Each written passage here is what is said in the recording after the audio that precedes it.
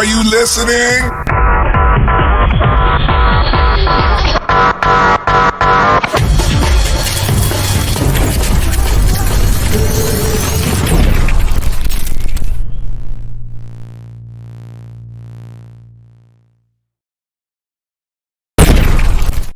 Blam! It is the morning show. Good morning, everybody. Good morning. Good morning. Good morning. I've had your intro stuck in my head for a while. Buenos dias, amigos. Hell yeah. Man, so it's been an amazing morning. Very fruitful, very, well, let's just say my fingers are kind of tired of typing. Oh, man.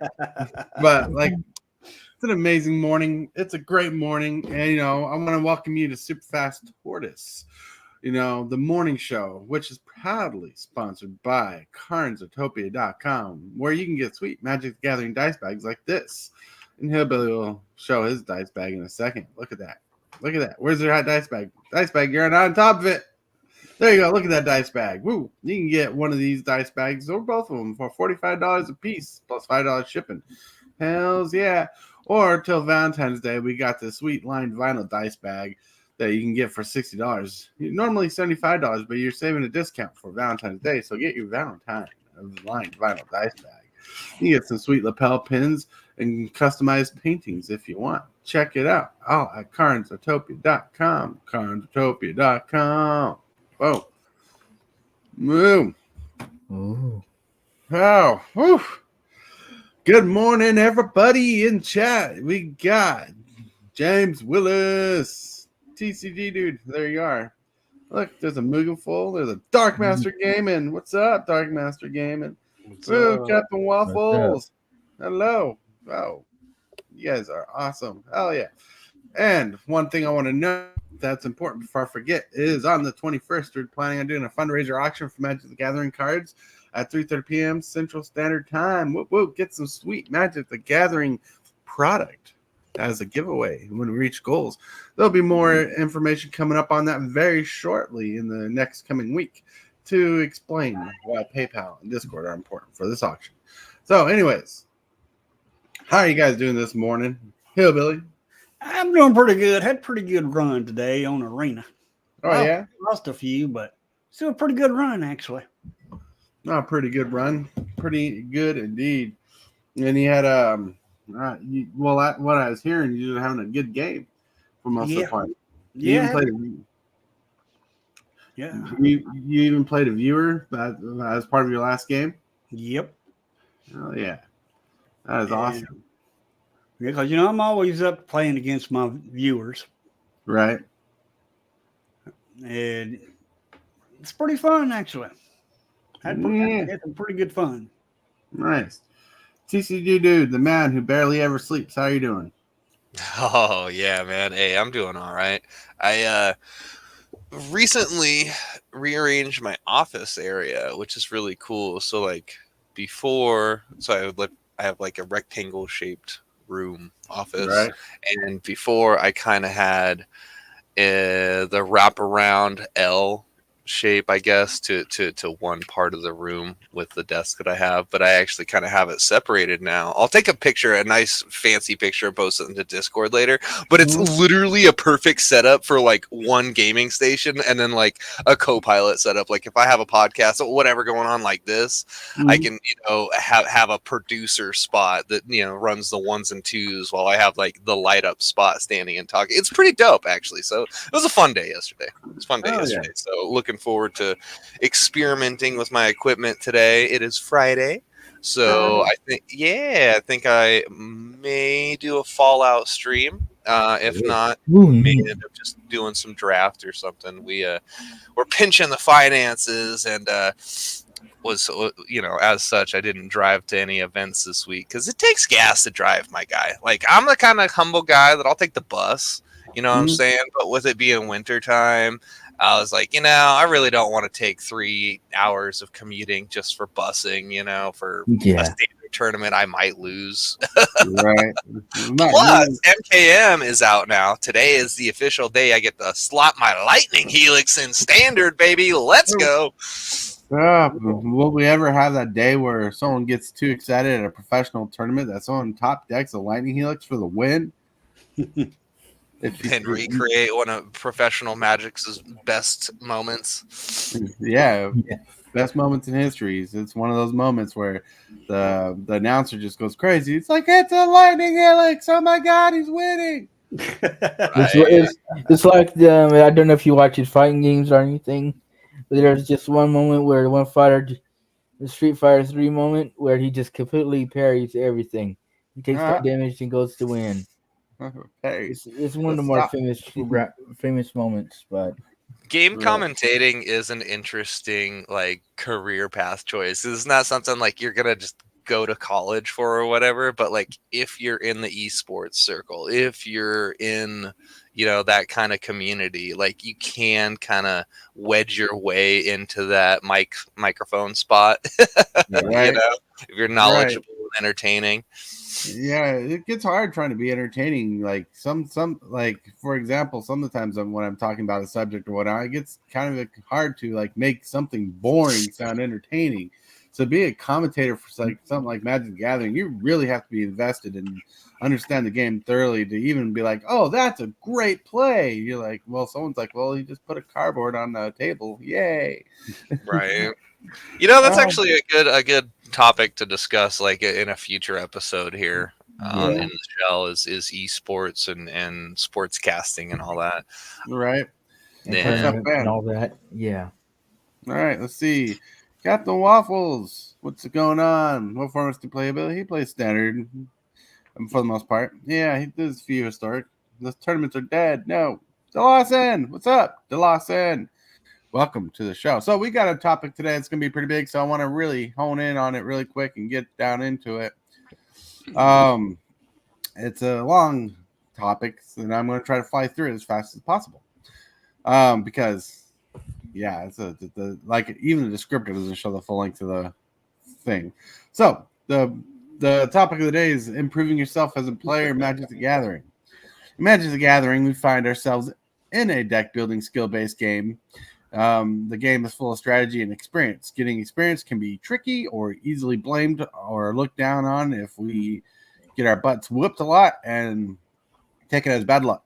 But we will continue. We have the will to continue. We have the will to do better, which these turn into want and desire. In short, we touch upon the competitive nature of Magic the Gathering. No matter what, there's going to be a little competitive nature in Magic the Gathering because someone's got to win and you want it to be yourself. No matter how you look at it, Magic the Gathering becomes a competitive sport at some level. In the smallest degree, someone has got to win. And in the more advanced stages, I've got to win. That's the feeling of thought behind it. How do we get better and improve? Well, for starters, the most valuable asset you have in the game, besides yourself and having a deck to play with, is the access to other players. Since Magic the Gathering is a socialized game, where you can play against other people, a good thought process is to take advantage of the time with other players and ask them about their victories, their games they learned the most from, their failures. Get to know other players on a more personal level. If possible, each person in a game or store has a story to tell and experiences that you just haven't been through yourself. In short, other players have information and experiences that you can learn from. Even your story has the power to teach people something new. Something new. Now, the other part of improving as a Magic player is simply and more easily said than done. Your attitude defines a character as a player and is the key to your mind's door. Now, if you have a poor and sour attitude, your chances of learning become smaller and it becomes easier to blame bad luck, bad draws, and blame Magic gods for hating you. Yes, instead, you should take salty interactions and turn them around, or simply understand a bad game is just a bad game and does not define your soul as a player or person. Losing a game of Magic comes and goes. It happens all the time. We need to find a healthy balance and a good place for our positive and negative attitudes, and understand the game overall is just a game. And instead of blaming anything for a bad game, we should just think of the ways we can improve our game's plays. Sometimes, and from a personal experience, I've had to learn how to shuffle a commander deck. Really, I had to learn how to shuffle a 99 card deck to improve my draw ratio in a game of Commander. So remember, blaming bad luck all the time is just unhealthy. It is as dangerous for your mindset to think bad things in the game are not your fault and can't be improved. Losing a game cannot be the end of the world for you. You cannot beat yourself up. You can't beat yourself up, but instead escape the negative emotions and start looking for healthier solutions. Some other tad bits of advice I can offer is to learn deck compositions, learn decks, or how many different decks are built in your favorite and starting formats. Yes, you can look up a deck tech or look up how to build decks on videos on building decks for different formats. But the truth is, different deck styles will vary from how much removal spells are played, how much counter spells are played, how much any certain kind of spells played. But a lot of decks are built around their win condition. You got decks that have different strategies that define as an aggro deck or a control deck or a tempo deck, which separates what makes a good player from a bad player, right?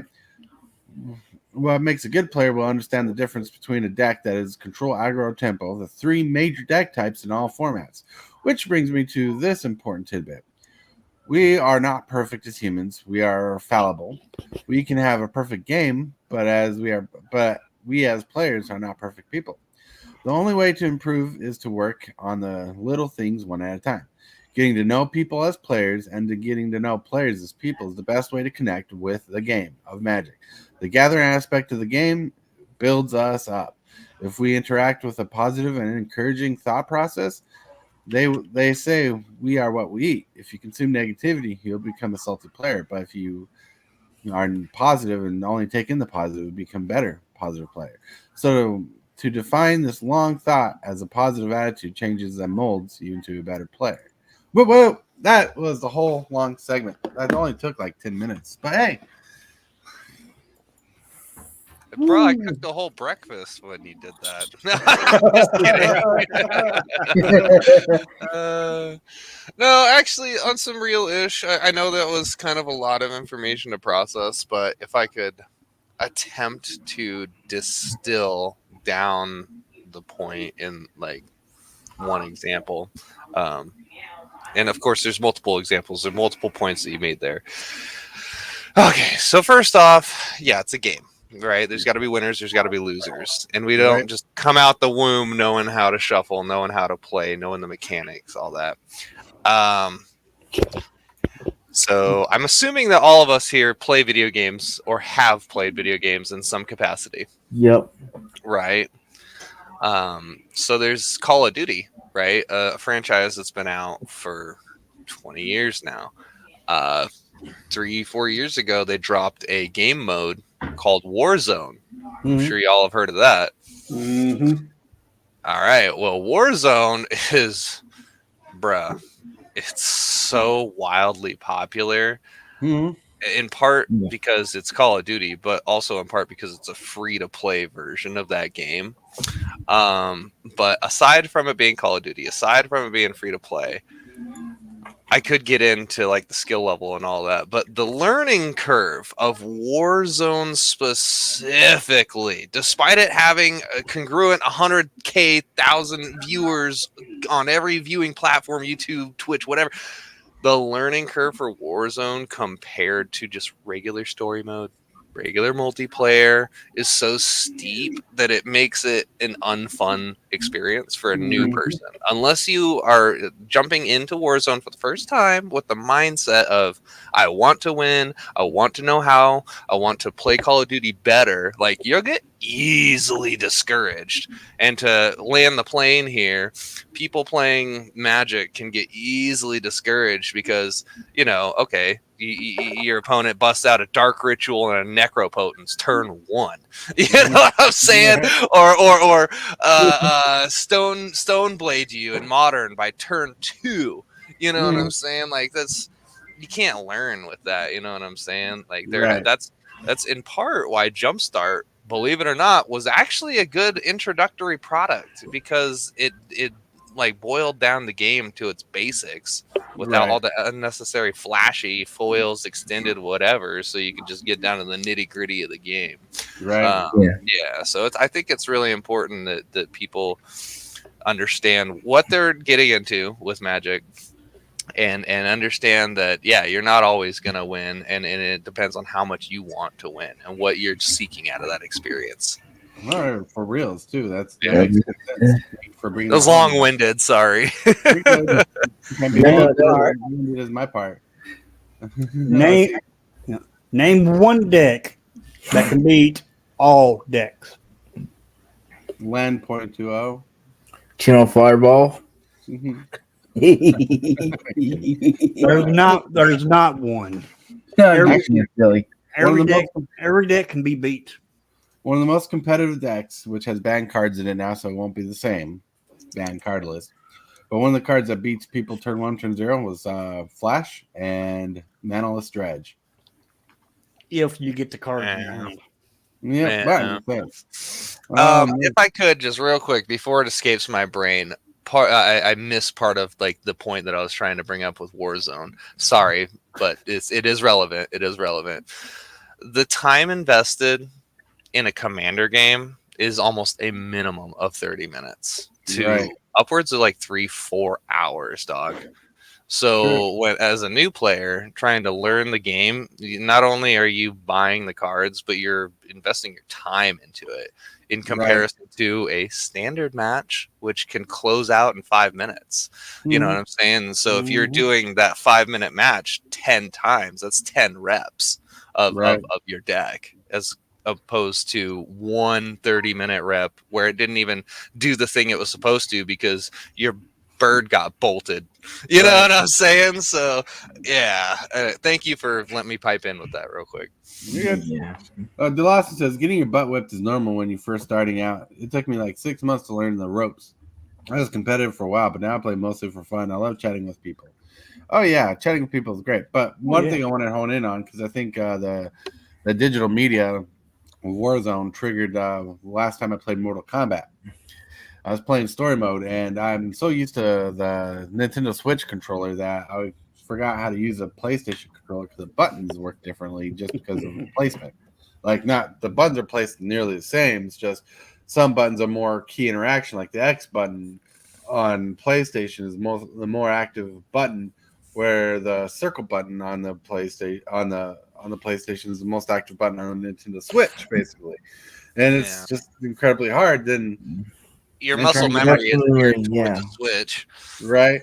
And so Magic the Gathering is kind of the same way. Like when you're starting fresh in Magic the Gathering, you have a mindset that's not used to the controllers, even though it's a deck, it's cards and stuff. It's something that you kind of got used to. You got to learn kill spells, you got to learn counter spells, you got to learn graveyard shenanigans, you got to learn draw shenanigans, you got to learn the difference between aggro, tempo, mid range. The control, there's so many different things you got to get used to. Now, the best, like one of the things I want to hone on is the best thing you got, especially in a physical medium where you're at like a local game store and whatnot, when you're playing F&Ms or something like that, is your player base. Your other players, most of the time, not all the time, but most of the time, are willing to talk to you, bullshit with you, especially if there's time in the match for the time to go. The time people usually like to trade cards when people used to like to trade. If you don't remember that, Pepperidge Farm does. People like to interact, and people like to feel important, and sometimes ask them questions about their game, or asking them about their experiences in life, or like their best times or the worst times. Sometimes make people feel important because people in general in nature like to help other people. Because people in real life are not always people on Reddit, on Twitter. People are just not salty people in general life, especially face to face. Usually it's a common experience. One of the best parts of Magic the Gathering is the gathering, especially in the physical medium where you're at a local game store and people want to improve. And people love tournaments and people love good games. In tournaments, people don't mind a game where the other player is bad, but in a regular game, outside of it being tournament, they like people who bring them good skill, good competition to teach them and help them become better. And so getting to know the player as a person and the person as a player, I know it kind of like the words kind of flip flop, but they have different meanings. That it really broadens your scope, and sometimes friendships are built, and friendships are key to helping with Magic, and that's why spell table is not always the perfect way to play Magic, because you can't guarantee the kind of person you're going to get on spell table. Right. But Yeah, I've gotten free smoke downs from homies at the LGS. I can't get that on spell table. right, Yeah.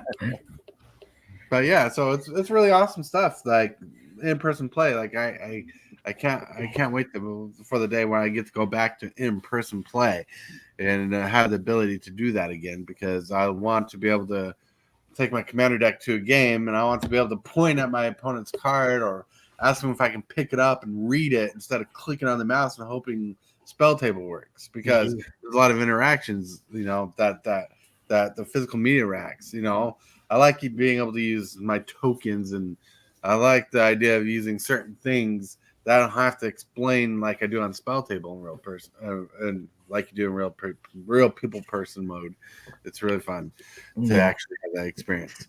I almost forgot the spell table has that feature. Obviously, it's optimized with good camera, good lighting, and like a plain background for your playmat. The interesting thing about that is that it's user side. So like as a streamer, if you are hosting the game and hosting the stream, you can like click on the card and it'll pull up the description on the right hand side, but nobody else present in the game will see that, unfortunately. I wish, like, if anybody at Wizards is listening right now, could you please just make an option to display card info for all players? You can take it off at the beginning of the match so it's not disruptive to their viewing experience, but that would be a really cool what is it, ease of life? Come on, people who play video games, what is it when they make things better with their patches? You know what I'm saying? Like managing inventory and stuff that's really easy. Right. Almost. You're in the right ballpark, Mugen. You get what I'm saying, though. Yeah, I get what you're saying. Right. Everyone to patch in, fix the coding, and all that stuff to be able to do that. That'd be cool. The quality of life. There we go. Quality of life change. Yeah, it's a very easy quality of life change that they could implement to spell table that would optimize it for Mana Monk, making things better. Yeah. That's right, bro. Well, like I do wish you could like select a card that you've clicked on and display it in the middle of the screen. So like when you're streaming, it'll like improve the stream. Like you're like, oh, I wonder what this card does. Oh, this is Fireball, and it shows up in the middle of the screen. This is what it does. Yeah, like that'd be cool if Wizards of the Coast took the time to make spell table more streamer friendly. Yep, that would be.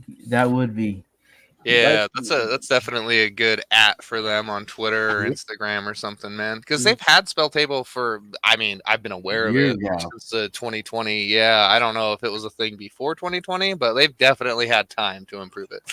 Well, it was a thing. Did you know that the word webcam is banned in there? Like I literally, I was just testing my equipment and I made a test lobby and I literally put in the title testing webcam and it beeped it out. It starred out webcam. I was like, bro.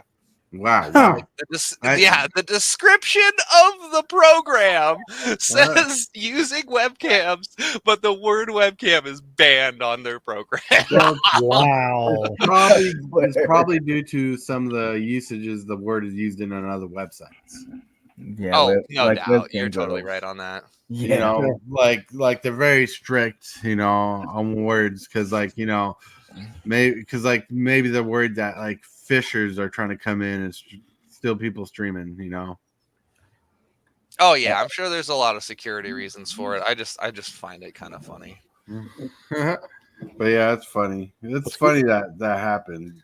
But but seriously, there's a lot of there's a lot of things that they try to do. Oops, I meant to click on Thibault's message. Oh, Thibault. Hey, my friends, can't stay, but I wanted to wish everyone a good morning. Good morning. Thanks for stopping by and hitting that like. Woo woo.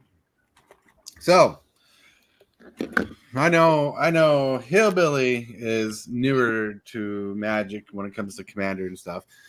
but he's not new to deck building. And one thing I want to touch on is deck building.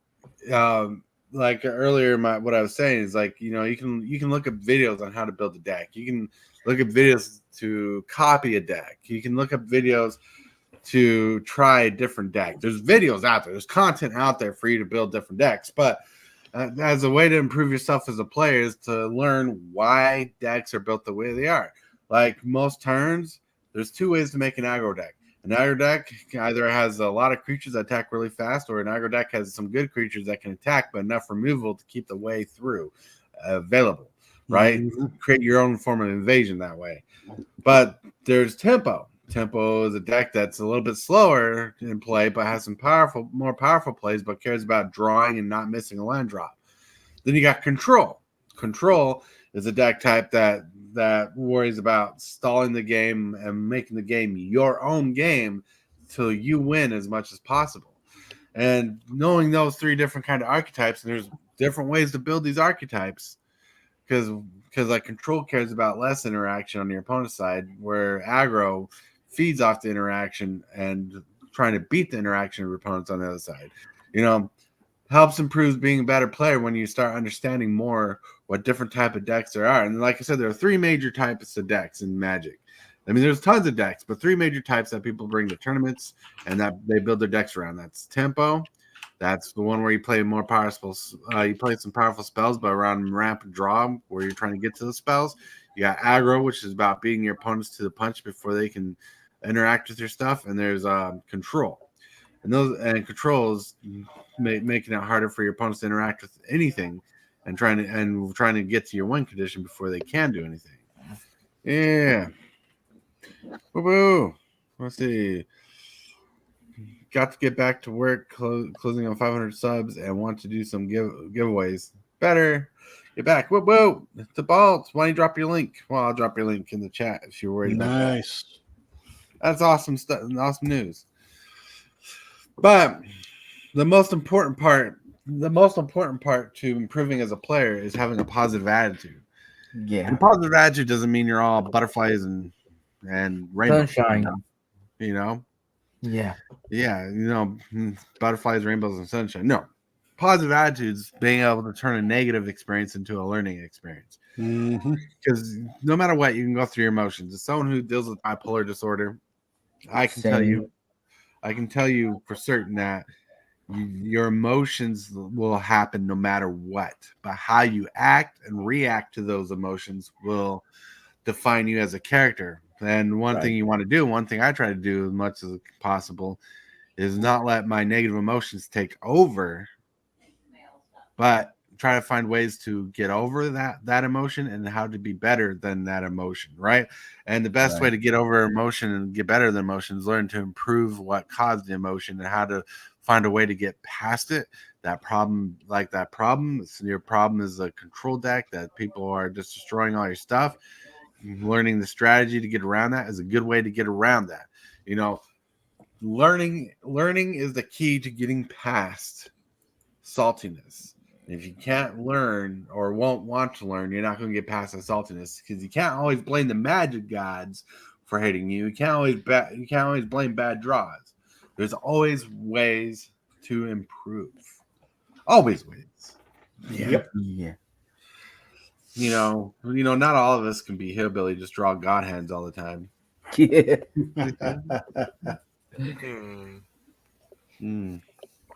Yeah, no, definitely. Oh, wait, what was that, Tortoise? I'm sorry. Well, you can finish what you're saying, but we totally skipped the segment. Oh yeah, we did, bro. We're at 8:30 right now. Basically, I was just gonna, I don't know, like put a cherry on top of that, man. Yeah, go ahead. I'm letting you do it before we get to the segment. Well, thank you. Really, it boils down to what is Magic to you, and how important is it to you. I think that as people who have been in the game for 10 plus years now, most of us here. Well, that's me. Right. And that's okay. We hold it to a different regard, right? It's not just a casual pick up and go. Like, I was watching this video on YouTube yesterday talking about how Mortal Kombat 1 just dropped and Tekken 8 just dropped. Both great games, but despite Mortal Kombat being a arguably bigger IP and having a larger fan base, it's dropped off. The interest isn't there. So like, no matter how great Magic is, no matter how good objectively as objectively as a game it can be, the interest level lies in the player, and we need to be able to share that interest in a positive manner instead of just pub stomping our friends when they show an interest in our hobby. You know what I'm saying? Give them a win. Even I guess a simpler, better probably analogy is like even the lion of the jungle lets the cubs win to build self-confidence, right?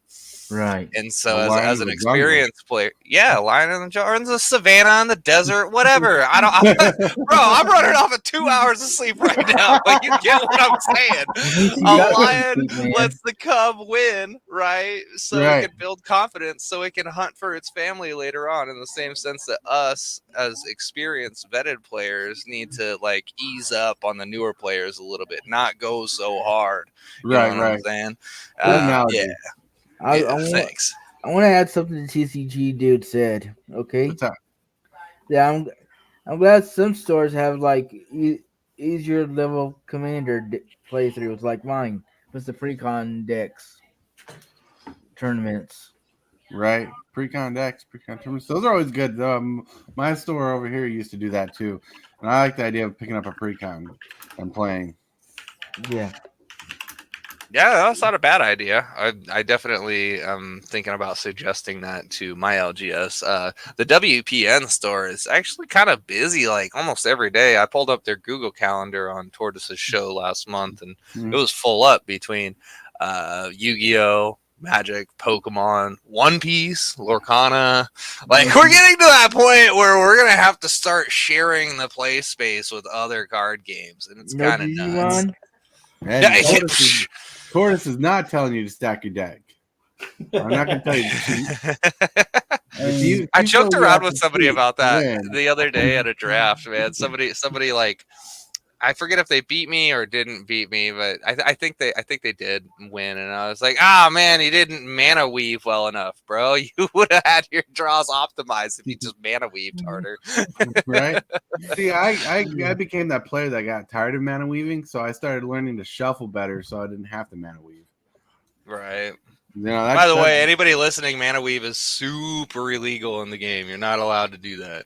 Right. Newer players are taught how to do that because it helps them with their land base and get better hands. But yeah, because as you get more professional, mana weaving is considered stacking your deck. Even though if you shuffle, it's better just to learn to shuffle better.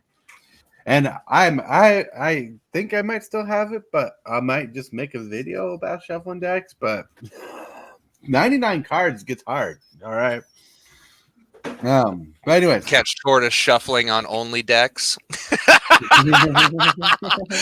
Oh goodness! All right, but first we're gonna get finally, whatever. We're gonna get to the card of the day. I would ask Hillbilly for that segment, but probably convoluted at the moment. But card of the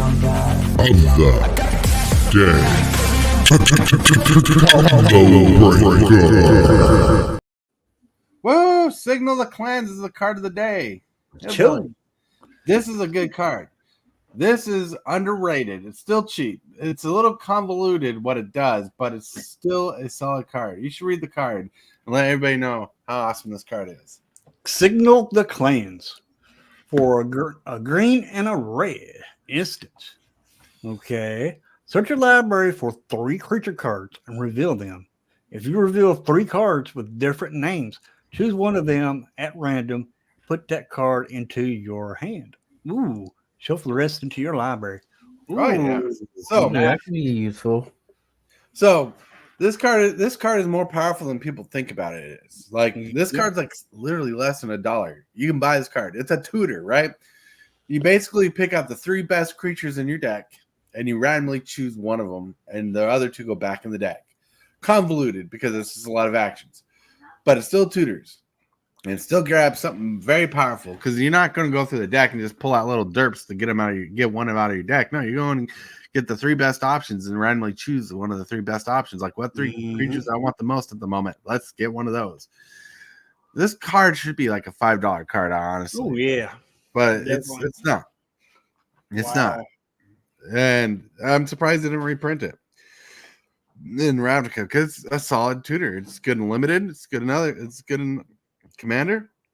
It's viable in other strategies. Like I could see this played Modern, but Modern doesn't really care about tutors so much as Legacy does. Which is weird. I would love to see this in Standard. Right? This used to be Standard. See that little gate crash symbol down there? It's pretty nuts. And now for the picture of the day, because we're moving on, Hillbilly sent us his turtle. He's just drinking. Well, I guess it's either white coffee or milk, and tea maybe, because he got little sugar cubes on this plate over here. But hey, it's a cute turtle. But then I was scrolling Facebook and I found this amazing picture. You understand why it's an amazing picture, because it's Jurassic Park. Tortoise loves Jurassic Park, and I'm like, I'll share that too, because I found this picture before I saw Hillbilly's picture, so I'm like, I'll just use both. Yeah, but anyways, the T-Rex is me in the morning, and the Alan Grant with the torch is the coffee directing me where to go in the morning. Yeah, that's what it is. Did you know that there's a new Jurassic World coming out this year? Actually, it's the Jurassic Park movie. Oh, no. Yeah. Well, excuse me. So I'm very curious to I'm hoping it's a reboot, because people have been fighting for a reboot of the franchise actually based off the books, which I don't know how true that is. They got an old director from one of the first movies, not director, a script writer from one of the first movies. So I'm very curious. I'm back. You're back. Woo. All right. Let's see. What are you talking about? Have a good man. All right. See you later, man. Thank you for showing up. I don't know what DJ's talking about. He's somewhere in his world there. But all right. So, woo! Captain Waffles wants a link. Let's see. Is Captain Waffles part of my Discord? I don't know. Oh, there we go. Boom. Yes, I'm human. All right. Yes, I'm human. Yeah. Are you sure you're not a cyborg? Yeah, I'm pretty sure. Are you a simulation? The Matrix.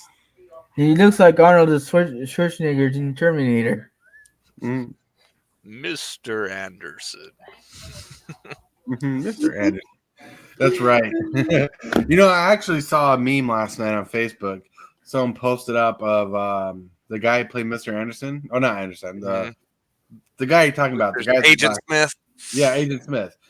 And they basically took his role from Lord of the Rings and put the Matrix glasses on.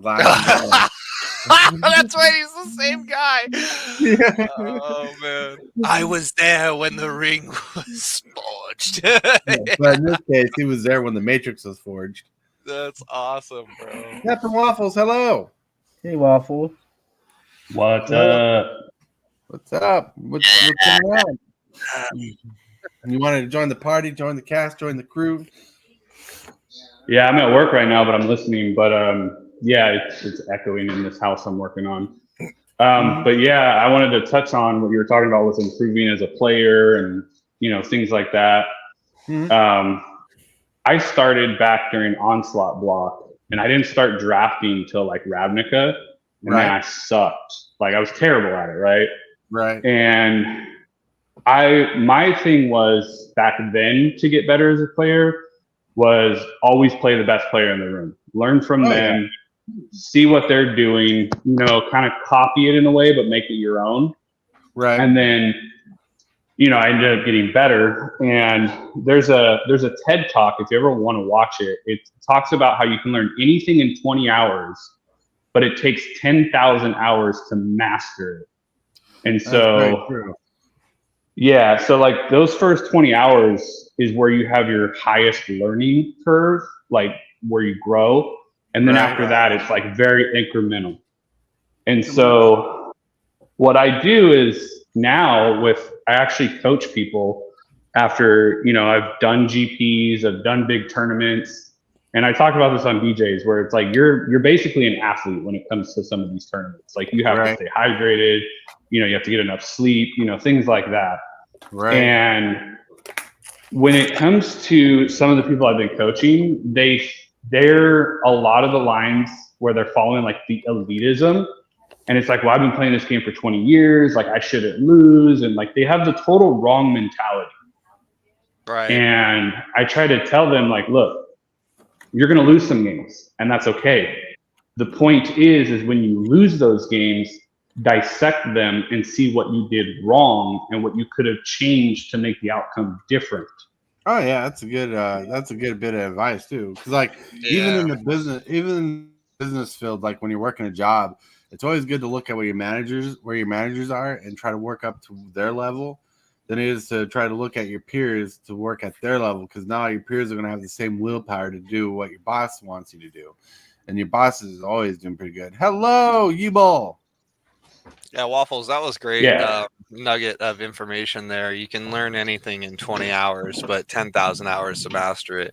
I hate to make another video game comparison, but in a past life, I was AK Spartan 420, and I have easily, across 3 or 4 different accounts, over 10,000 multiplayer matches of Halo 3 under my belt.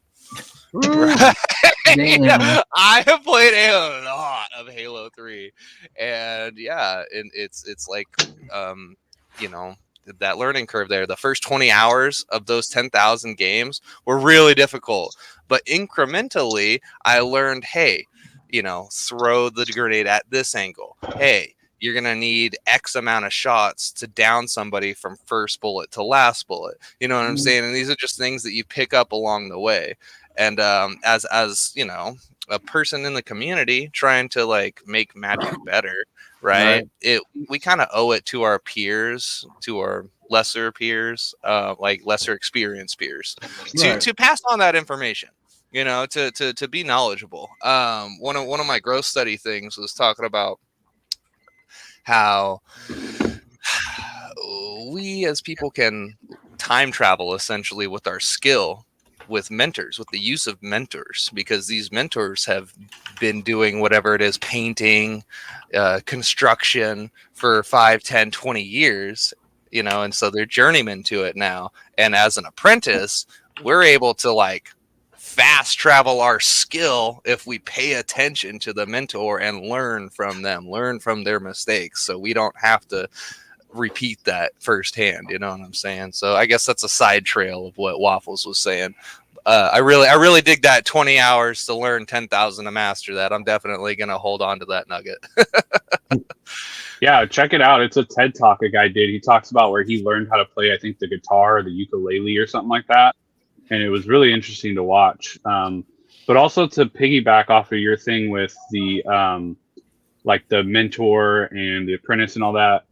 When I was in my early ages, I being 16, 17 years old, I looked up to these guys that were just absolutely stomping me in these tournaments, and I learned everything I could from them.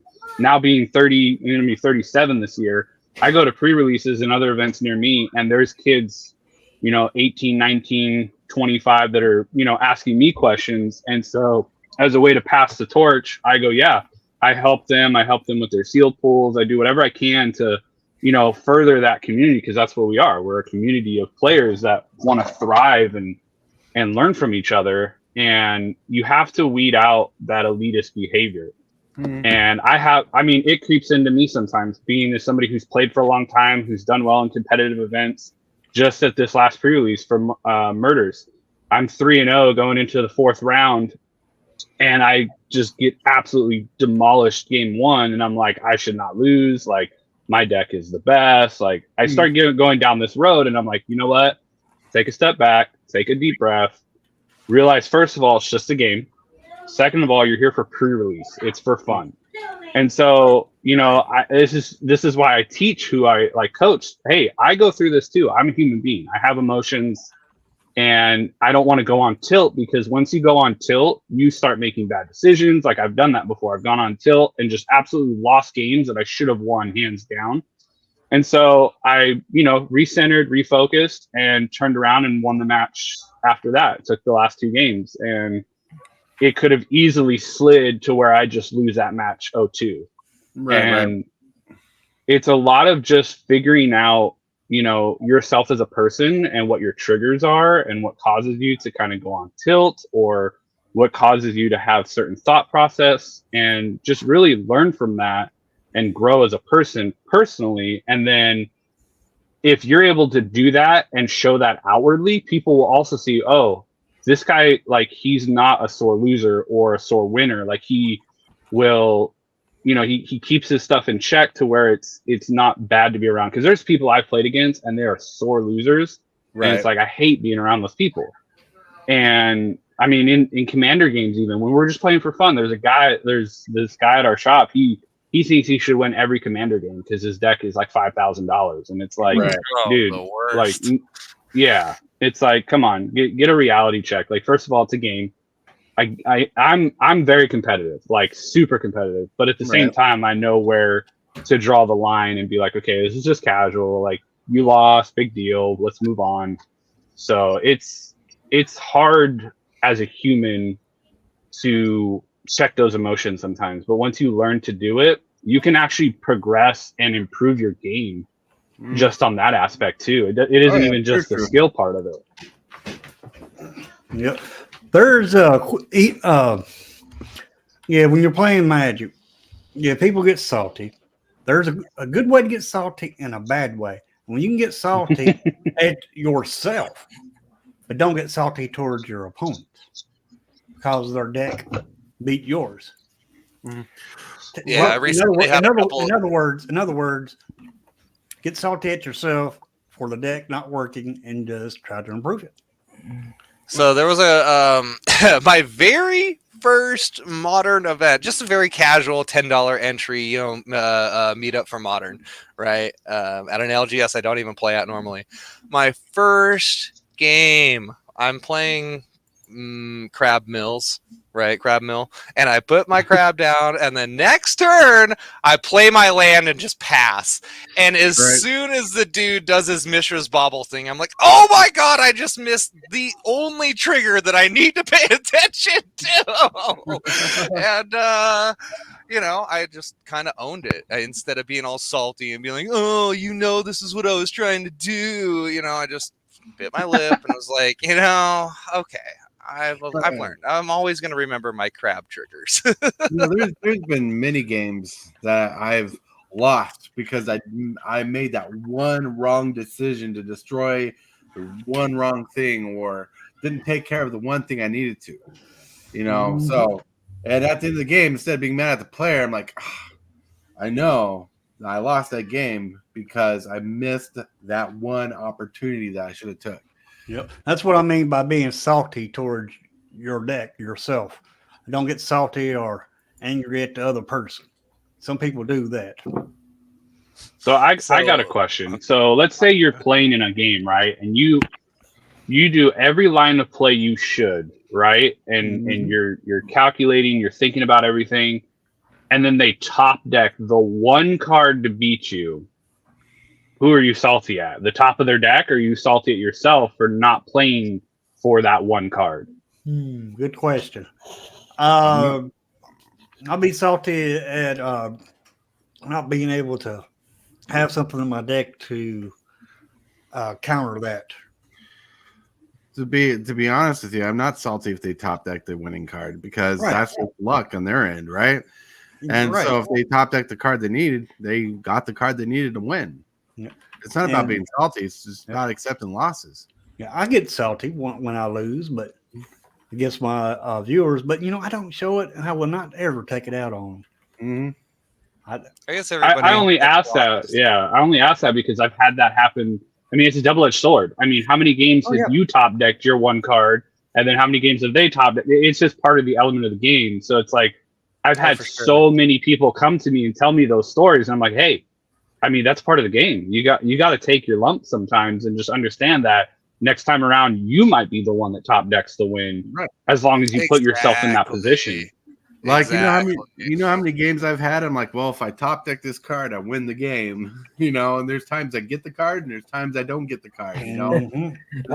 I just had a match earlier in the arena where I top decked the card I needed to finish the match off with.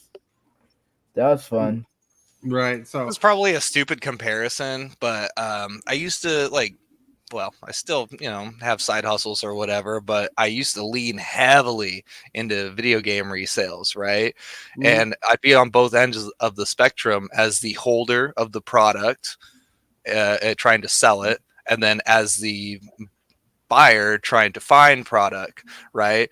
And it always feels good as the buyer to bargain down. They say if it's $20 at the pawn shop and you're like, hey man, I'll buy this for 15, that feels really good. But on the seller end, it's like, bro, are you really trying to nickel and dime me right now? And so there's a correlation, or at least a comparison could be made to those two with the top decking experience. I think Waffles has a point that the feels bad is just as strong as the feels good in that top deck situation.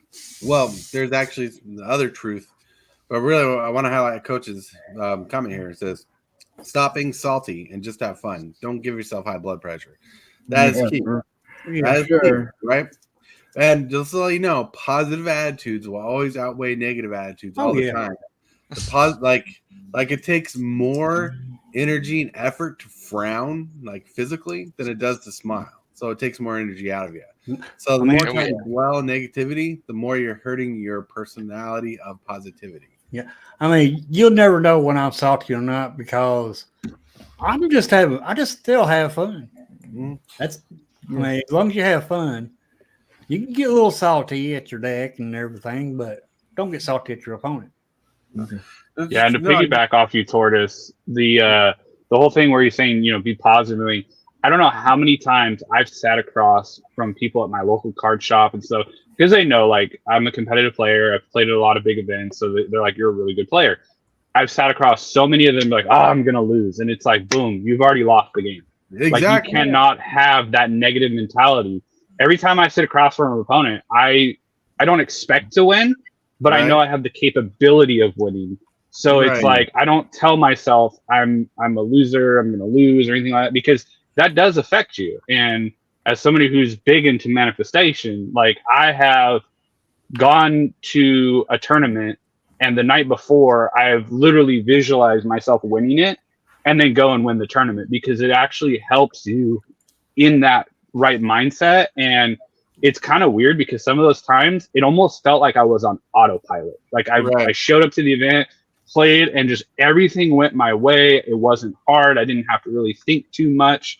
And it was just everything was just mechanical. It just happened. And so that's why people need to just think positively. And I know, like you said, it's hard to do, but it's harder to be negative. Right. I use my saltiness to make my decks better. You need to be better. But you know what made me a better player overall? Honestly, I've had a lot of matches in my life and I played a lot of games and talked to a lot of people. But one thing that's really helped me is when I had the opportunity to teach others how to improve their game or build their decks or how to see different strategies. And hell, sometimes even I'm wrong and I learned because the rulings may have changed or text may have acted differently.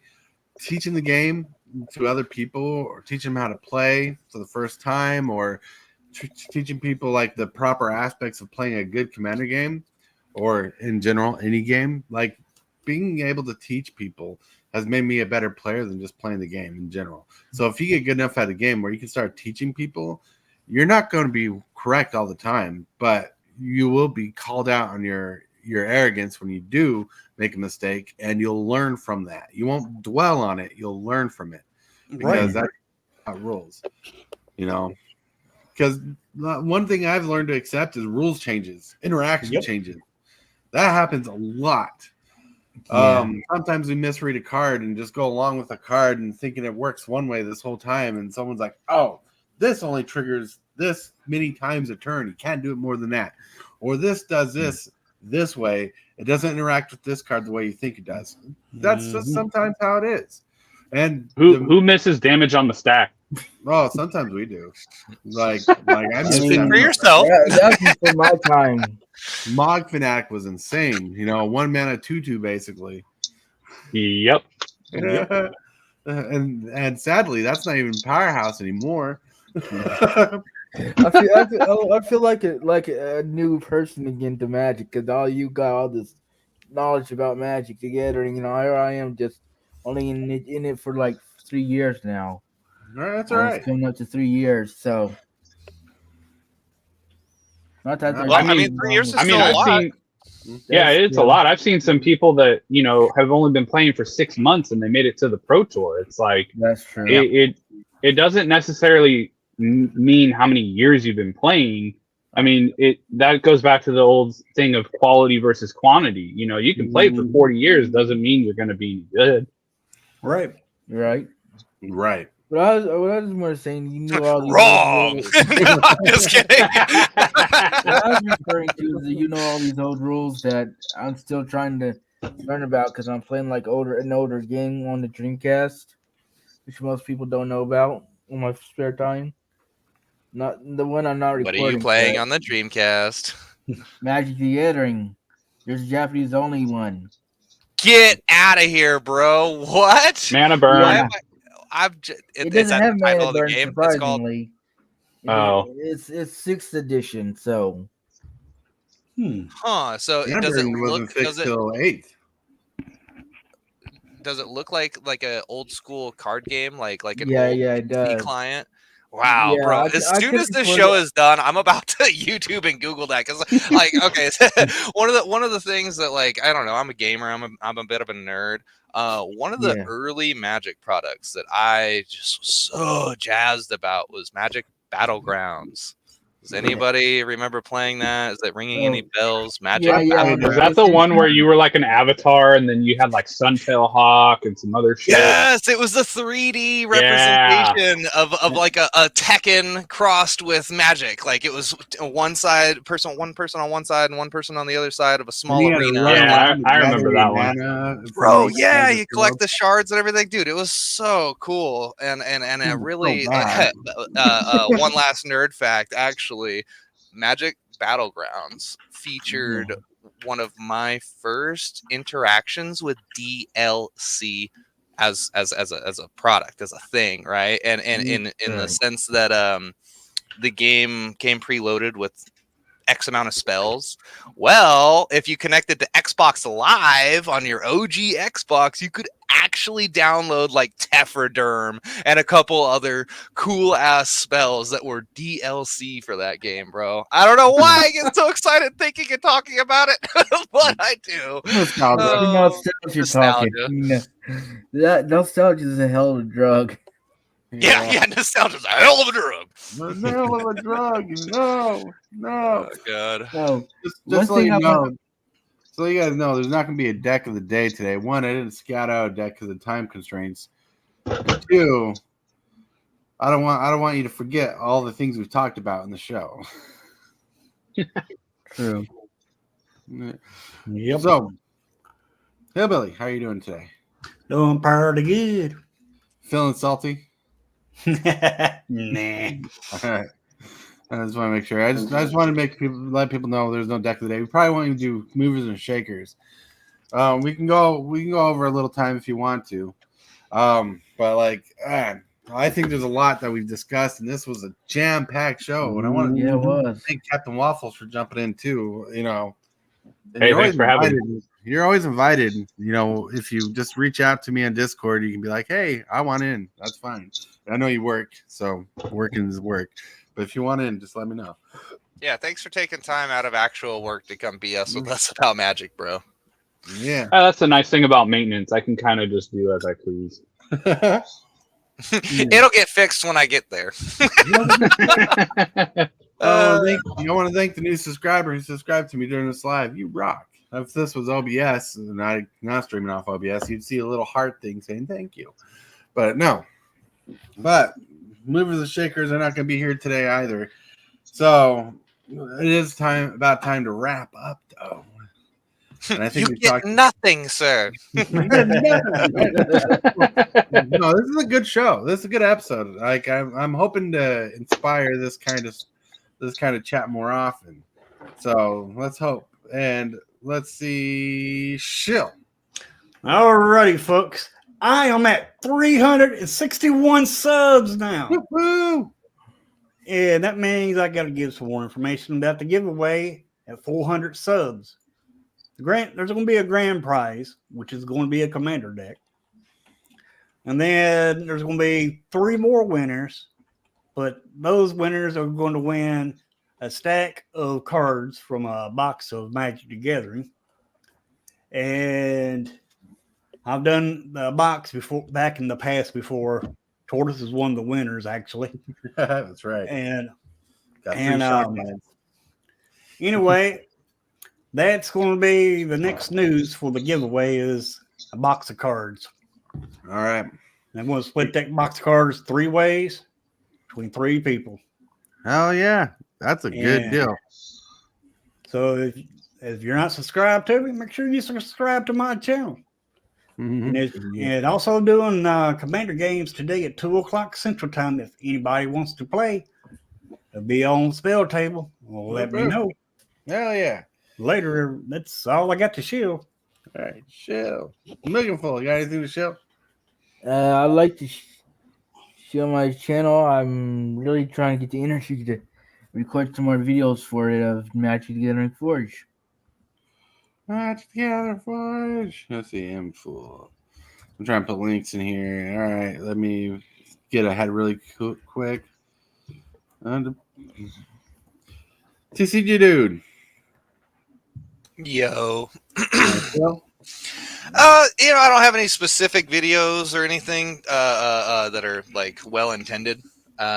Again, I'm readjusting to having working equipment. You don't understand the trauma I've had with this laptop not working for a year. But no, for real though, it's Friday. So there's going to be some IRL Magic events going on outside of my IRL stuff. If you want to hang out with me online, talk Magic, you can always @ me on x.com, formerly Twitter, at TCGDude. Or even challenge me 1v1 on Arena or Moto in the Discords. I'm in a few of them. Superfast Discord, DJ's Discord. I have my own Discord. So yeah, just @ TCG, dude. If you want to hit me up and talk Magic. Oh yeah, after 2 hours of sleep. All right. Yeah. Anything you want to chill out, Captain Waffles? Well, I started uploading videos again. There's a couple that I just put out. There's a funny little skit I did for MTG Attitude for their video that I think is coming out tomorrow. And basically I'm at like a little over 100 subscribers, but if I can get to 250, I've got 3 RAV remastered draft booster packs to randomly give out to some people. And then if I get to 500, I've got a foil Commander Masters deflecting swap to give away. Fancy. And yeah, I got a bunch of other stuff coming out. And then also, I think next week we'll drop partial February video of what's been going on with me and Magic related stuff and life related stuff. So I also have tons of like self-development videos I've done over the years. If you want to, improve that aspect of you, since that was the topic today. But other than that, that's pretty much it. I remember watching your skit that you just did the other day where you're playing against yourself. I don't know what you want to say, but where you're quiet. I went in and playing for the win. That was a good skit. Here's a link in the chat for Captain Waffles YouTube. I'll try to make you a command later on. So if you're ever in, you can just type in your command and your YouTube link with the chat pop up. So people can reach out and subscribe to you. Yeah. Oh, also, I'm working on getting my internet up so I can do live streaming of like drafts and stuff. So that'd be cool. That'd be neat. Cool. All right, now it's this guy's turn. What? He gets a turn? All right. Yeah, everybody gets a turn. Remember, everybody gets one. Says Spider-Man. All right. So today I plan on being on Hillbilly's little commander game today at 2 p.m. If we can get that kicked off, that would be amazing. If we get 4 people, it'll be streamed. If we get 3 people, we'll play in the background. Today's Friday, 8 p.m. Tonight, I'll be playing Metroid Prime. We're going to gather the rest of the artifacts. We'll gather the rest of the upgrades that we can find and go try to defeat the final boss. Dun, dun, dun. But then on the 21st, there's a fundraiser auction for Magic the Gathering cards happening at 3:30 p.m. Central Standard Time. This is the YouTube link you can find me at. It's my channel for you, so if you're subscribed, you'll be able to see it. We're going to be using PayPal and Discord as two of the primary resources on top of YouTube for the event. And there will be some hot cards like Shieldred, Urza Saga, Ragavan, Lotus Petal, Esper Sentinel, Chrome Mox, all these cards. I really don't have a copy of my own for, but I have them to sell to you guys through the auction. Oh my lord. Oh, I'm jealous. But trust me, these cards were donated to the channel for this fundraiser. The fundraiser is to get some merch, like play mats and sleeves to give away, like merchandise custom to the channel to give away. So the fundraiser ain't to make money to make more money. It's to make money to get stuff to give away. And because it's going to cost money. Now, if everything goes well, I got some cards and some stuff coming in the mail still. That there's going to be a tier system. Like when we reach certain goals, there'll be giveaways to the auction participants. Like there'll be a level 1, level 2 goal, and this will be like fundraising goals when we reach certain numbers. And if we make $500, we're going to give away an original from the Vault Angels. Whoop, whoop. Ooh. Oh, yeah. Nice. Yeah. So that's my big show. I want to thank everybody for showing up today. Hillbilly, thank you for showing up. Anytime. Mugen Full. He probably stepped away. Captain Waffles, thank you for showing up. Thank you for having me. Yeah, no problem. TC Dude, thank you. As always, sir. Every Friday. Everybody in chat that showed up, all the new subscribers, thanks for subscribing. The new person just subscribed to me. You guys are all awesome. Thank you for getting me to 568. Hope you have a wonderful day, a wonderful time. Oh, can't wait to see you guys tomorrow for another, hopefully, epic episode of In the Shell Morning Coffee, Super Fast Tortoise, and friends. And until next time, my friends, I'm going to play the deck of the day intro, so I get that little promotion out there. But also, have fun. The deck of the day is brought to you by Red Cub Leather. High quality leather deck boxes and merchandise. Customizable options are available. The link is in the description box below. Shockwave! What is your command, Megatron? Subscribe for Magic the Gathering and other content for evil fun. Fear not, Megatron. Cybertron